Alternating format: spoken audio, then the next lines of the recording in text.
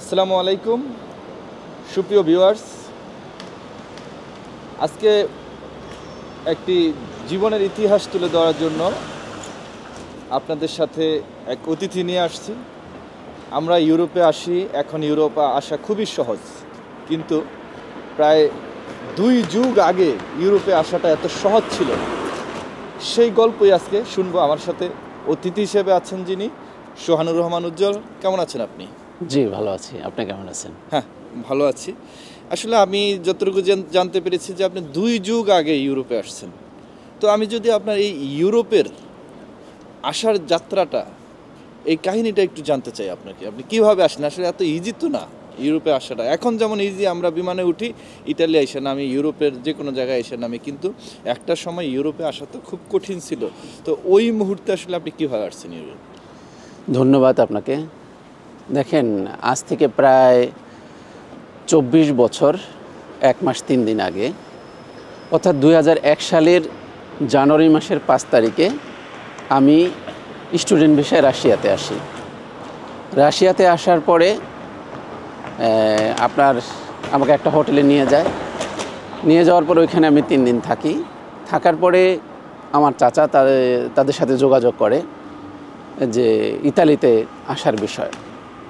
তো তারা প্রথমে আমাকে 3 দিন পর একটা গাড়িতে উঠায়া 6 ঘন্টার মতো গাড়ি চালায়া নিয়ে আসে। এরপরে গাড়ি থেকে নামায়া প্রায় 8 থেকে 10 ঘন্টা সারা রাত বরফের মধ্যে হাঁটতে থাকি।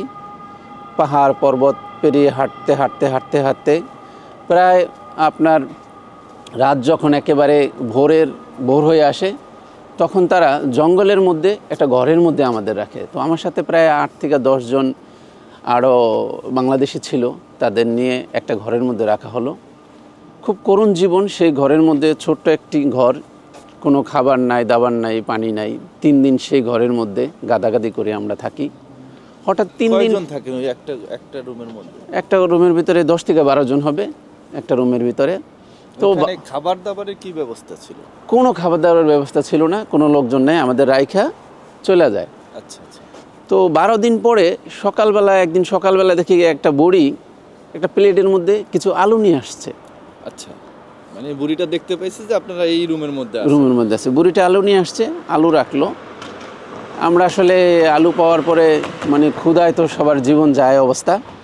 তো একটা করে সম্ভবত আলু ভাগে পাইছিলাম, সে আলুতে লবণও দেওয়া না। আচ্ছা, খুব কষ্ট করে আলুটা খেলাম। চোখের পানি ধরে রাখতে পারছি না যে কিভাবে, মানে এখন তো 1 দিনের রোজা, আসলে 3 দিনের রোজা হয়ে গেছিল। তা আলু খেলাম।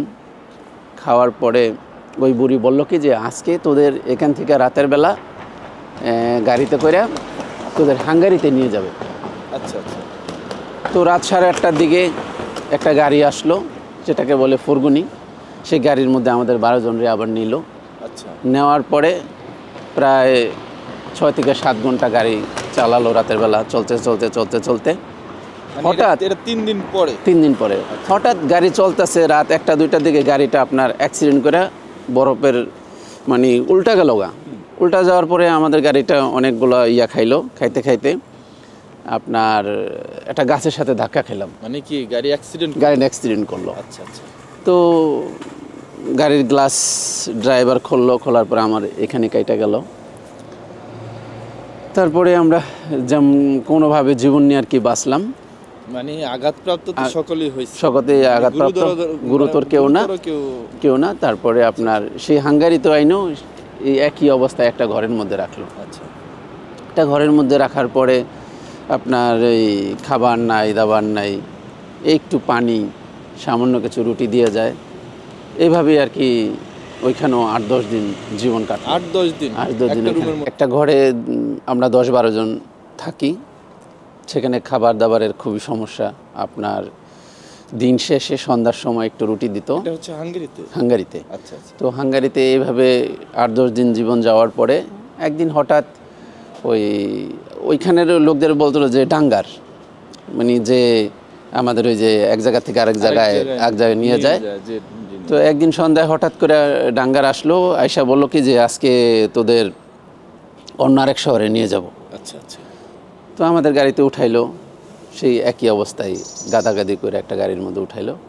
মানে কি ওই যে 10-12 জন 15 জন জি, একটা একটা গাড়ি কন্টেনারের মধ্যে ঢুকাইলো? কন্টেনারের মধ্যে উঠাইলো। ওঠানোর পরে আমাদের আপনার একটা লাগারের সামনে নিয়ে আসলো হাঙ্গারিতে। আমরা লাগারে আসলাম, মানে হাঙ্গেরিতে নিয়ে গেল, হাঙ্গারিরই আরেকটা শহরে একটা লাগারের কাছে নিয়ে আসলো।